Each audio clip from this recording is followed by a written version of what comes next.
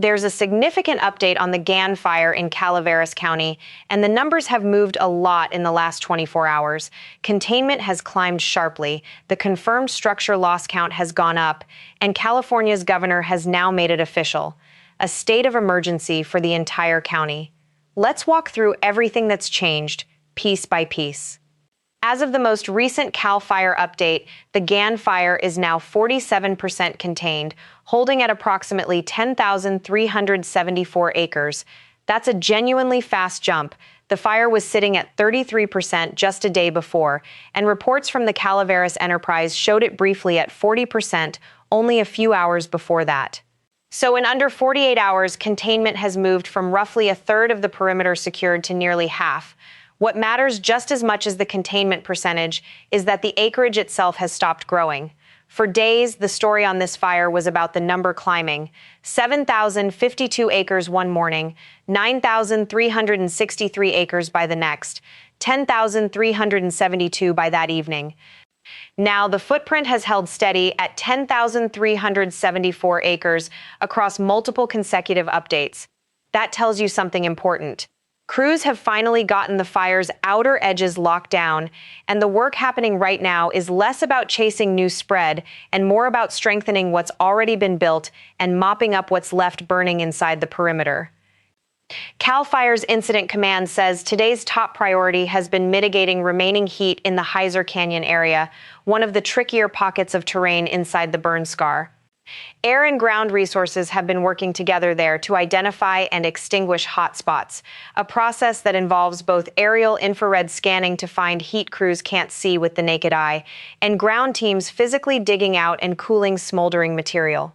Meanwhile, PG&E is now working to restore power to communities outside the fire perimeter, and damage inspection teams are continuing their work assessing exactly what's been lost.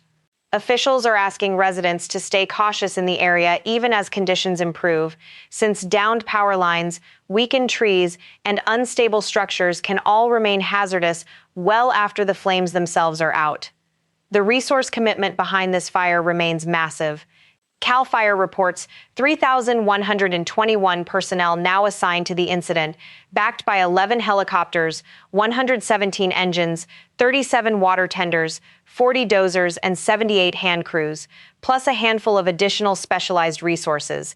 That's an enormous mobilization for a fire that, while serious, is nowhere near the largest burning in the West right now.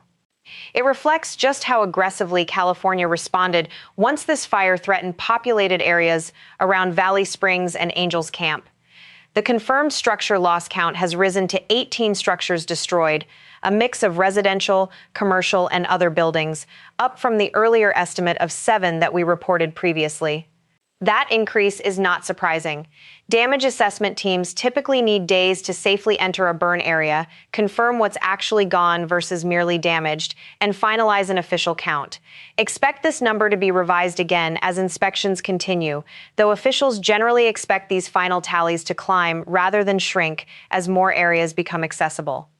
Officials have also now confirmed 1 civilian fatality and 1 firefighter injury connected to the fire. The civilian fatality refers to the body found Thursday inside a burned home in the 4600 block of Jaquima Drive in Angels Camp, roughly 5 miles from where the fire originally ignited near Hogan Dam Road and Gann Road. The Calaveras County Sheriff's Office has since identified the victim as a 70-year-old woman. Her name is still being withheld pending next of kin notification. The Sheriff's Office is leading the death investigation itself, working to determine the exact cause and manner of death, while Cal Fire continues to handle the separate question of the fire's origin and cause. This remains the first and only reported fatality connected to the Gann Fire. Governor Gavin Newsom has formally declared a state of emergency for Calaveras County in response to the Gann Fire. This is a meaningful escalation beyond what had already been in place. The declaration authorizes the California Office of Emergency Services and other state agencies to send additional resources and assistance directly into Calaveras County to support the firefight, cutting through some of the bureaucratic delay that can otherwise slow down cross-agency coordination during a fast-moving incident. This state-level declaration follows Calaveras County's own local emergency declaration, issued 2 days earlier by Sheriff Rochelle Whiting. Under California law, A local emergency proclamation like that one is actually a prerequisite step. It's what allows a county to formally request state or federal assistance in the first place. And stacked on top of both of those is an earlier fire management assistance grant that Newsom had already secured from FEMA, which covers a significant share of the eligible firefighting costs the state and local agencies are racking up. So at this point, there are effectively three separate layers of emergency response now backing this single fire: the county's own declaration, the governor's state of emergency, and federal financial assistance through FEMA.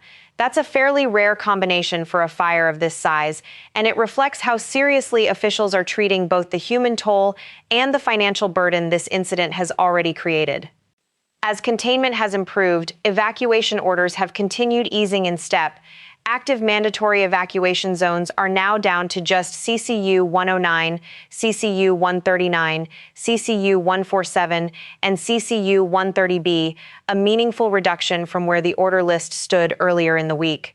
Several other zones that had previously been under mandatory evacuation orders have already been downgraded to warnings or lifted entirely as Cal Fire and the Calaveras County Sheriff's Office reassess conditions neighborhood by neighborhood. If you're in or near the fire zone, the advice remains the same as it's been all week. Don't rely on secondhand reports or what you saw posted online yesterday. Zone statuses are changing quickly, sometimes within hours, so the only reliable way to know your specific status is to check the Calaveras County Sheriff's Office page directly. There's also been a genuinely nice moment amid all of this that's worth mentioning. Cal Fire's own incident updates note that the Angels Camp community has shown tremendous support for the first responders working this fire, with handmade signs and cheers greeting crews as they move through the area. In a week that's brought a confirmed death, 18 destroyed structures, and thousands of displaced residents, it's a small but real reminder of how communities often respond to crews putting themselves in harm's way on their behalf. There's no major change to report on the criminal side since our last update, but it's worth recapping where things stand. Herbert Wayne Smith, 65, remains the man Cal Fire investigators say recklessly caused the fire while using a metal grinder, a spark-producing tool, in vegetation without following California's state fire prevention requirements. Investigators allege Smith failed to clear flammable vegetation around his work area, didn't maintain the firefighting tools required by law when using that kind of equipment, and allowed the resulting fire to escape beyond the property where it started. Smith was arrested the same evening the fire began on suspicion of recklessly causing a fire and later posted bail. His case has now been formally submitted to the Calaveras County District Attorney's Office for review. No charges have been filed as of this update, and it's worth repeating clearly, an arrest and an active investigation are not the same thing as a conviction. Smith remains presumed innocent unless and until he's actually convicted in court, and it will ultimately be up to the district attorney's office to decide whether and how to formally charge him. On a more routine note, all schools in the Calaveras Unified School District have now reopened after closing partially on Tuesday and completely on Wednesday due to smoke and shifting wind patterns that were affecting air quality across the county. Superintendent Cassie Meeks had made the closure call out of what the district described as an abundance of caution, given how quickly conditions were changing day to day. District officials say they'll continue monitoring both the fire itself and local air quality throughout each school day going forward, and will make further closure decisions if conditions warrant it. Taken together, this is a much better picture than we had just a day or two ago. Containment has nearly tripled in under 48 hours, the fire's footprint has stopped growing, evacuation zones are continuing to reopen one by one, and a full state of emergency response, county, state, and federal, is now backing the recovery effort. That's real, tangible progress, and it reflects the work of the more than 3,000 personnel who've been on this fire around the clock. But it's important not to lose sight of the human cost underneath all of those improving numbers. One life has been lost. 18 structures are confirmed destroyed, with that number likely to be finalized and possibly to climb further as damage assessment teams keep working through the burn area. A firefighter was injured, and thousands of residents in Calaveras County are still dealing with the aftermath, some just now able to return home, others still waiting to hear when their neighborhood will be cleared. Crews aren't declaring victory yet, and neither should we. With damage assessments still ongoing and containment still short of full, we'll keep tracking this closely and bring you the next update the moment the numbers move again.